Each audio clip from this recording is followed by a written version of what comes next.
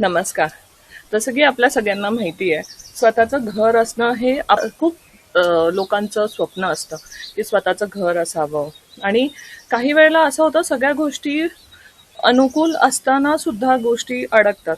कोणाकोणाचं घर होत नाही, काय ना काय अडचणी येतात. बँकेचं पूर्ण प्रोसेस पूर्ण झाल्यानंतर पण काही ना काय डॉक्युमेंटसाठी ह्याच्यासाठी किंवा वडिलोपार्जित गोष्टींचं प्रॉब्लेम होतो. वडिलोपार्जित जे आपले प्रॉपर्टी असते ते अडकते. आपण स्वतःचं घर म्हणजे लोकांना असं वाटतं की मी स्वतःचं घर कधी बनवूच शकत नाही का, असं का होतंय माझ्या बरोबर. ह्या गोष्टी लोकांच्या खूप प्रश्न पडतात. अशी बरीच केसेस माझ्याकडे आल्यात, तर आज आपण त्याचबद्दल डिस्कस करणार आहोत की का होतं असं, ह्याच्या मागचं कारण काय. कारण हे 4-5 केसेस होते माझ्याकडे, त्यातले काही किस्से मी तुम्हाला सांगणार आहे. मे बी ह्याच्यामुळे आपल्याला पण काही मार्ग मिळेल है ना, आणि तुम्हाला पण गायडन्स मिळेल. जर असं काही घडत असेल तुमच्यावर तर काय करावं ह्याच्याबद्दल पण आपण आज डिस्कस करणार आहोत. असेच एक ग्रस्त माझ्याकडे आलेले, डॉक्टर होते ते स्वतः, आणि बरीच वर्ष प्रॅक्टिस, 20-25 वर्ष झालेली त्यांना. पण स्वतःचं घर काही होत नव्हतं, रेंटनीच राहत होते. पण ते असमाधान असतं ना, तसं त्यांना जाणवत होतं की गोष्टी होत नाही व्यवस्थित, काय ना काय प्रॉब्लेम होतोय, काय ना काय प्रॉब्लेम होतोय. आणि त्यांचं जेव्हा ते PLR थेरपीसाठी आले, त्यांचं जेव्हा PLR करण्यात आलं, त्यावेळेला त्यांनी मागे बघितलं की हे एक सावकार होते एका गावाचे. ओके.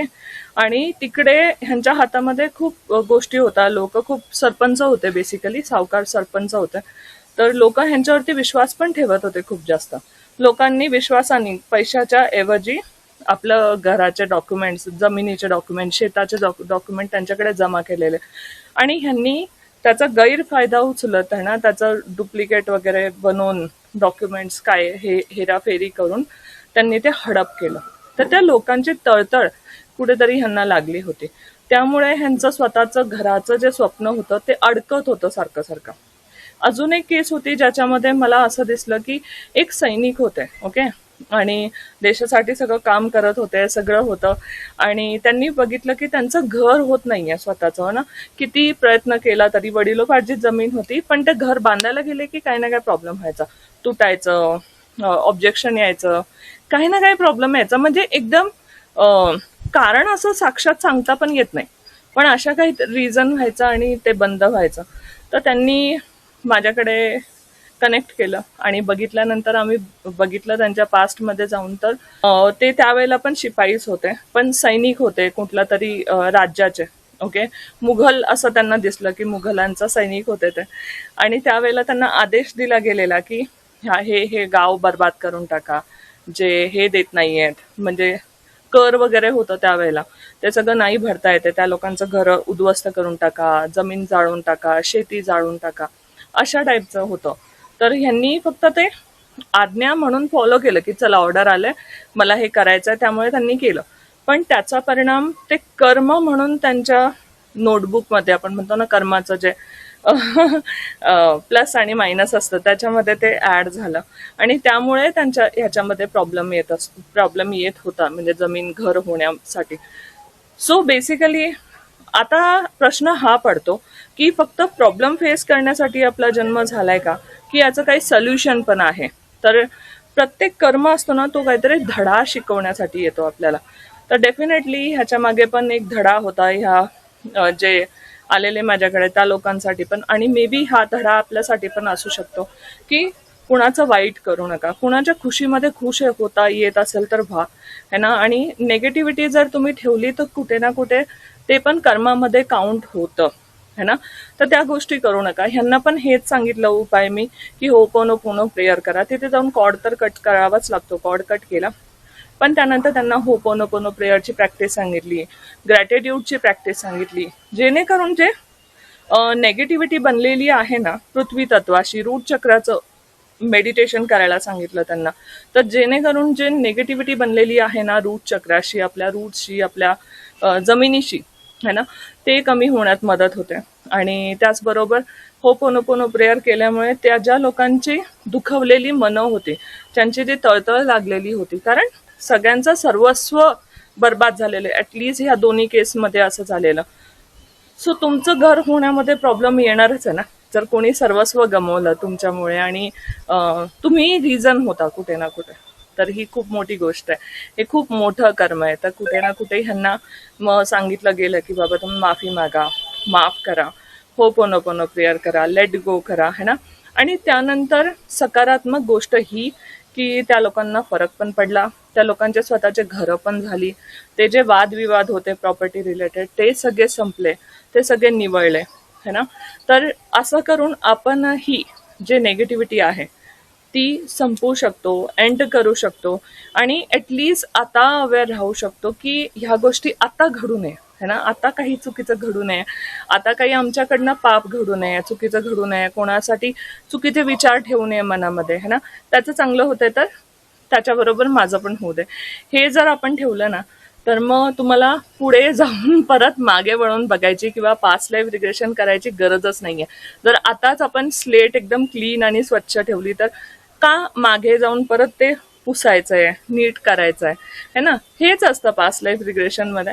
तर पास्ट लाईफ रिग्रेशन शिक्षा, पास्ट लाईफ जाणून घेणं, याच्यामुळे आपल्याला एक गोष्ट कळते की ही ना शिक्षा नाहीये तुमच्यासाठी, हे लर्निंग आहे. दिस इज पार्ट ऑफ लर्निंग. जे आपण लर्न केलं नाही त्यावेळेला आपल्याला दोन्ही ऑप्शन होते, चांगलं वाईट, है ना.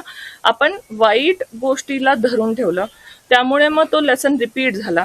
जर तो विषय तुम्ही प्रॉपर व्यवस्थित तुम्ही बघितला, ह्याचं लर्निंग काय हे तुम्ही व्यवस्थित बघितलं आणि त्याचा परिणाम काय होणार आहे हे तुम्ही व्यवस्थित बघितला, तर तो विषय सोडवण्यासाठी तुम्हाला परत मागे जायची गरज नाही की त्याच्यामध्ये फेल नाही होणार. ओके, तर हा विषय तुम्ही इकडच्या इकडे कम्प्लीट करताल, पास होताल आणि पुढच्या स्टँडर्डमध्ये जाताल. Okay, without any baggage. ठीक आहे.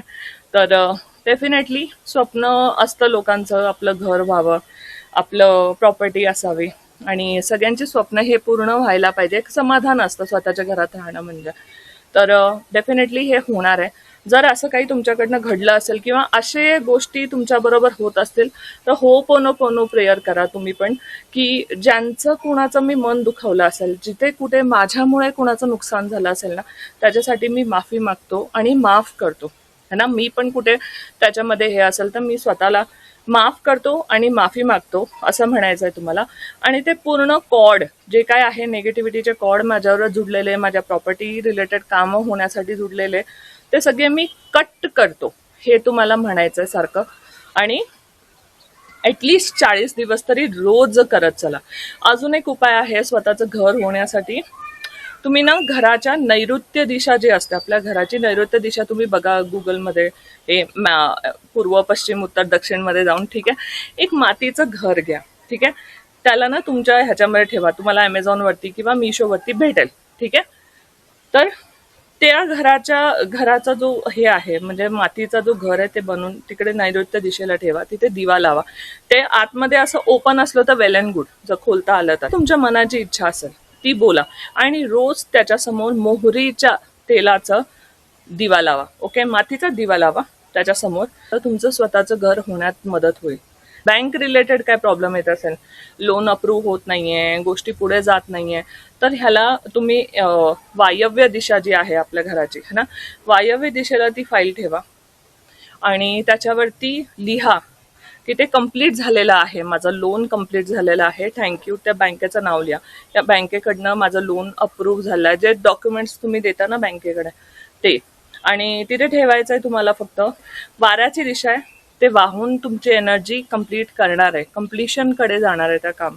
ठीक आहे, तर हे तुम्ही करू शकता. हे जे छोटे छोटे उपाय आहेत तुम्ही नक्की करून बघा, तुम्हाला फरक जाणवेल. हे अनुभवलेलं आहे मी लोकांना पेड सेशनमध्ये, हे कन्सल्टेशनमध्ये देत असते. तर आय होप हे तुम्हाला पण मदत करेल आणि हे जे छोटे छोटे टिप्स आहेत हे फॉलो करत चला.